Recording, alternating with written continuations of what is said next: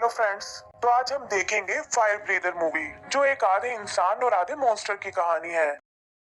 तो मूवी के शुरू में हमें बताया जाता है कि आज इंसान और काइजू मॉन्स्टर की लड़ाई का आखिरी दिन है। यही एक इंसानी लड़की मार्गरेट का सामना काइजू किंग बेलोक से होता है और वो दोनों एक दूसरे से प्यार कर बैठते हैं। आगे का सीन काफी साल बाद का है, जहाँ हम मार्गरेट और उसके बेटे डंकन को देखते हैं। एक हाइब्रिड होने के कारण डंकन का स्किन कलर नॉर्मल इंसानों से थोड़ा अलग है और खाने में उसे कोयले पसंद है। उसे लगता है कि इन सब चीजों से नए स्कूल में बच्चे उसका बहुत मजाक उड़ाएंगे, लेकिन मार्गरेट उसे समझाती है कि तुम्हें लोगों की बातों पर ध्यान नहीं देना चाहिए। रास्ते में उसका सामना ट्रॉय और उसके दोस्तों से होता है, जो उसे बुली करने की कोशिश करते हैं, लेकिन डंकन कुछ रिएक्ट नहीं करता। स्कूल में उसकी मुलाकात जेना से होती है और वो पहली ही नजर में उसे पसंद करने लगता है। पता चलता है कि जेना यूथ क्लब की प्रेसिडेंट है, जो एक होम कमिंग पार्टी प्लान कर रही है और ट्रॉय उसी का एक्स बॉयफ्रेंड है। आगे बायोलॉजी क्लास में उसकी दोस्ती इजाबेल और कैनी से होती है, जो बाकी स्टूडेंट से थोड़ा अलग हैं। टीचर डाइसेक्शन के लिए उन सबको कुछ फ्रॉक्स देती है और हम देखते हैं कि जेना का फ्रॉक कुछ अलग लग रहा है। डंकन भी उसे देखकर समझ जाता है कि ये एक तरह का काइजू है और किसी तरह सबकी नजरों से बचाकर उसे पकड़ लेता है। बाहर उसे इजाबेल मिलती है, जिसने उसे ऐसा करते हुए देख लिया था और उससे जैकेट में छुपाए उस काइजू के बारे में पूछती है। डंकन देखता है कि उसे काइजू बहुत पसंद है और उसे लगता है कि वो बस अपनी जान बचाने के लिए इंसानों पर हमला करते हैं। उधर रात को ट्रॉय और उसके दोस्त छुपकर स्कूल में जाते हैं और जेना के लॉकर से वो पैसे चुरा लेते हैं जिनसे वो होम कमिंग पार्टी प्लान करने वाली थी। आगे हम स्कूल के कोच बार्नस को देखते हैं, जो असल में सीक्रेट सर्विसेज का एक एजेंट है और एजेंसी ने उसे डंकन को सेफ रखने की जिम्मेदारी दी है। यही गेम खेलते हुए ट्रॉय कैनी को तंग करने की कोशिश करता है और तभी बीच में डंकन आ जाता है। वो ट्रॉय और उसके दोस्तों को अपनी ताकत का एक नमूना दिखाता है और इससे पहले कि किसी को कोई चोट पहुंचे, बार्नस वहां आकर ये सब रोक लेता है। ट्रॉय अपनी बेइज्जती का बदला लेने के लिए डंकन से लड़ने आता है, लेकिन डंकन कहता है कि उसने अपनी मॉम से लड़ाई ना करने का प्रॉमिस किया है और वहां से भागने लगता है। एक जगह ट्रॉय उसे घेर लेता है और डंकन जैसे ही गुस्से से चिल्लाता है, उसके मुंह से आग निकलने लगती है। ट्रॉय ये देखकर बहुत डर जाता है, लेकिन तभी बार्नस वहां आकर डंकन को शांत करता है और ट्रॉय से तुरंत वहां से जाने को कहता है। फिर वो और डंकन एक पुरानी स्कूल बस तक आते हैं और पता चलता है कि ये एक सीक्रेट लॉन्च पैड है। बार्नस उसे एजेंसी के बेस में ले जाता है और वहाँ डॉक्टर बताती है कि डंकन की पावर्स धीरे धीरे बढ़ रही हैं। तभी मार्गरेट भी वहाँ आ जाती है और कहती है कि डील के मुताबिक एजेंसी डंकन को एक्सपेरिमेंट के लिए यूज नहीं कर सकती। बार्नस उसे समझाता है कि वो ये बस उसके बेटे की सेफ्टी के लिए कर रहा है, ताकि वो दुनिया की नजरों से छिपा रह सके। आगे वो प्रिंसिपल को बताता है कि ट्रॉय ने जो कुछ देखा था वो सब एक पुरानी ट्रिक थी और प्रिंसिपल भी उसकी बात मानकर डंकन और ट्रॉय को सफाई के काम पर लगा देता है। यहाँ डंकन की नजर जेना पर पड़ती है, जो अपने पैसों की चोरी होने से बहुत परेशान है। तभी इजाबेल उसे बताती है कि अगर वो जेना को इम्प्रेस करना चाहता है तो शाम को होने वाली एक पार्टी में आ सकता है। डंकन हाँ कर देता है और ये सुनकर इजाबेल खुश हो जाती है। शाम को पार्टी में उसे जेना की प्रॉब्लम के बारे में पता चलता है और वो बताती है कि इस वजह से सब उसे फ्रॉड समझ रहे हैं। ट्रॉय वहाँ आकर उसे डंकन से दूर रहने को कहता है, लेकिन जेना उल्टा उसी पर भड़क जाती है। तभी ट्रॉय के डैड गुस्से में उसे वहाँ से ले जाते हैं, क्योंकि स्कूल में हुए केस के बाद से उन्होंने उसे घर से निकलने से मना कर दिया था। डंकन ये देखकर कहता है कि हर डैड को ऐसा ही होना चाहिए और ये सुनकर जेना अचानक पार्टी से चली जाती है। डंकन को लगता है कि शायद उससे कोई गलती हो गई है, लेकिन इजाबेल उसे बताती है कि जेना के डैड अब इस दुनिया में नहीं है और इसीलिए ये सब बातें उसे इमोशनल कर देती हैं। तभी वो कुछ छोटे काइजूस को देखते हैं और इससे पहले कि वो कुछ समझ पाए, वहाँ काइजूस किंग बेलोक आ जाता है। सब लोग उससे डरकर भागने लगते हैं और इजाबेल कहती है कि आखिर 16 साल बाद वो अचानक वापस क्यों आया है। तब डंकन उसे सच्चाई बताता है कि बेलोक मेरे डैड हैं और शायद मुझे ही ढूंढने यहाँ आए हैं। बेलोक भी उन्हें ढूंढ लेता है और डंकन सबको बचाने के लिए उसे पार्टी से दूर ले जाता है। बेलोक उस पर आग से हमला करता है और फिर उसे पकड़कर अपने साथ ले जाता है।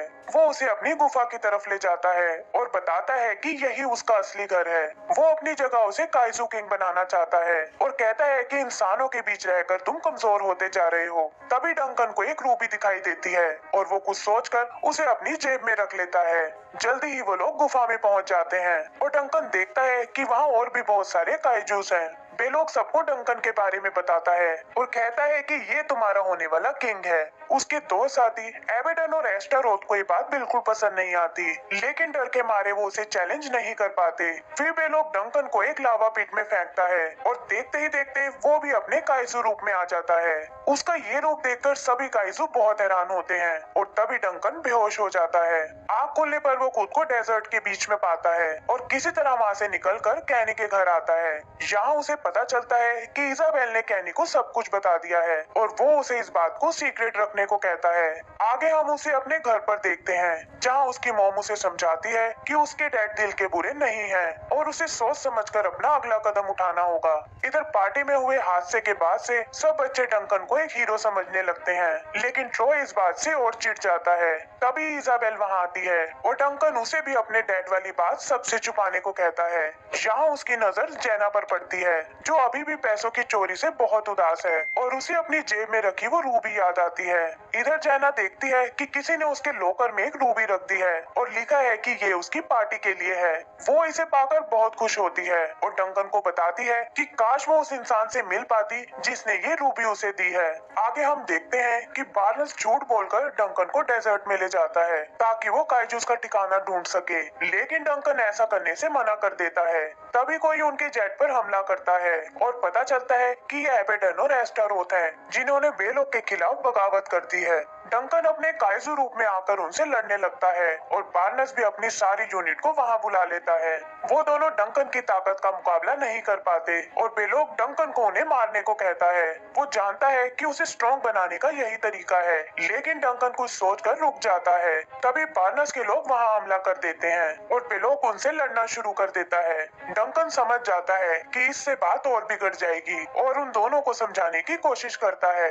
अचानक कुछ सोचकर बेलोग सरेंडर कर देता है और बार्नस के लोग उसे गुफा में कैद कर लेते हैं। तभी वहाँ मार्गरेट आती है और उन्हें कुछ समझ नहीं आता कि आखिर बेलोग ने ऐसा क्यों किया है। रात को डंकन जेना को पार्टी में ले जाता है और वो देखती है कि उसके दोस्तों के साथ साथ उसकी मॉम भी वहाँ आ रही है। यही एक सीन में हम एबेडन और एस्टारोथ को देखते हैं, जो किसी तरह पिछले हमले से बच निकले थे और अब सीधा सिटी की ओर जा रहे हैं। उधर पार्टी में कैनी इजाबेल को डांस करने को कहता है, लेकिन देखता है कि उसकी नजर तो बस डंकन पर है। तभी प्रिंसिपल अनाउंस करता है कि ट्रॉय और जेना इस बार के मिस्टर एंड मिस होमकमिंग है और उन्हें एक दूसरे के साथ डांस करने को कहता है। ये देखकर डंकन थोड़ा उदास हो जाता है और इजाबेल मौका देखकर उसे अपने साथ डांस करने ले जाती है। यहाँ पता चलता है कि कैनी इजाबेल को पसंद करने लगा है और डंकन को उसके साथ डांस करते देख वो उससे लड़ने लगता है। डंकन उसे समझाता है कि हम बस फ्रेंड्स हैं, लेकिन गुस्से में कैनी सबको उसके डैड के बारे में बता देता है। जेना को भी ये सुनकर बहुत हैरानी होती है और वो उसे झूठा समझकर नफरत करने लगती है।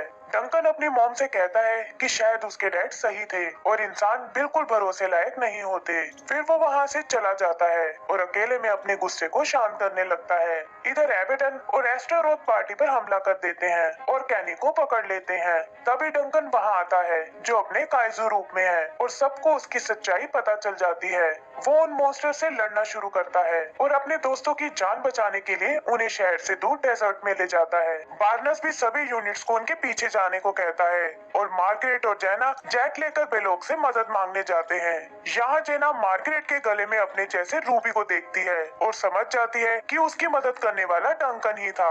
जल्दी ही वो बेलोग तक पहुँच जाते हैं और देखते हैं कि बार्नेस वहाँ तैनात यूनिट को अपने साथ ले जा रहा है। फिर वो दोनों बेलोग के पास आते हैं और मार्गरेट पूछती है कि क्या उसने डंकन को मारने के लिए उन मॉन्स्टर्स को भेजा था। बेलोग मना करता है और बताता है कि मैंने तो सरेंडर ही इसीलिए किया था ताकि डंकन के नजदीक रह सकूं। मार्गरेट उससे अपने बेटे को बचाने को कहती है और बेलोग भी एक झटके में वहाँ से आजाद हो जाता है। बार्नस ये देखकर बेस की शील्ड ऑन कर देता है, लेकिन बेलोग उससे बाहर निकलकर डंकन को बचाने जाता है। इधर डंकन भागते हुए एक चट्टान पर चढ़ने लगता है और यहाँ ऊपर उसे बार्नस मिलता है। बार्नस कहता है कि ये सब तुम्हारी गलती है और बेलोग और उसके मॉन्स्टर भी तुम्हारी वजह से ही वापस आए हैं। तभी एक मॉन्स्टर बार्नस को पकड़ लेता है और इससे पहले कि वो उसे निगल जाए, डंकन उछलकर उसे बचा लेता है। वो दोनों नीचे खाई में गिरने लगते हैं और तभी हम देखते हैं कि डंकन के विंग्स निकल आए हैं। वो बार्नस को एक सेफ जगह बिठाकर मॉन्स्टर का मुकाबला करने जाता है, लेकिन जल्दी ही वो मॉन्स्टर उसे ट्रैप कर लेते हैं। मॉन्स्टर डंकन को मारने आगे बढ़ता है, लेकिन तभी बेलोग वहाँ पहुंचकर उसे बचा लेता है। ये देखकर मॉन्स्टर मॉन्स्टर बेलोग पर हमला करते हैं और वो भी उन्हें रोकने की कोशिश करने लगता है। तभी जेट लेकर मार्गेट और जेना वहाँ आते हैं और खुद को इजेक्ट करके जेट को मॉन्स्टर में क्रैश करा देती हैं। डंकन देखता है कि जेना की जान खतरे में है, लेकिन बेलोग उसे बचाकर वहाँ से दूर कर देता है। वो मॉन्स्टर से एक बार फिर हमला करते हैं और अपनी फैमिली को मुसीबत में देखकर डंकन अपनी कैद से आजाद हो जाता है।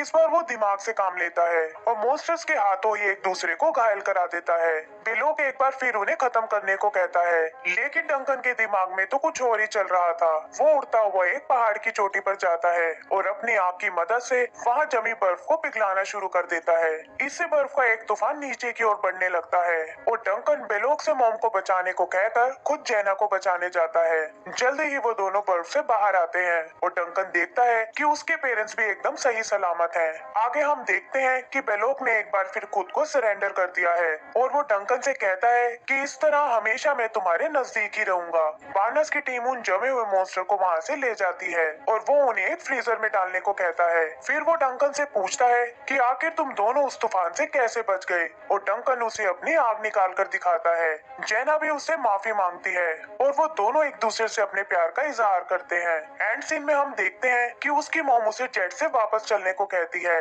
लेकिन डंकन बताता है कि उसके पास घर जाने का एक बेहतर तरीका है और इसी के साथ हमारी मूवी खत्म हो जाती है। तो दोस्तों, अगर आपको ये मूवी पसंद आई हो तो प्लीज हमें लाइक एंड सब्सक्राइब करना ना भूलें।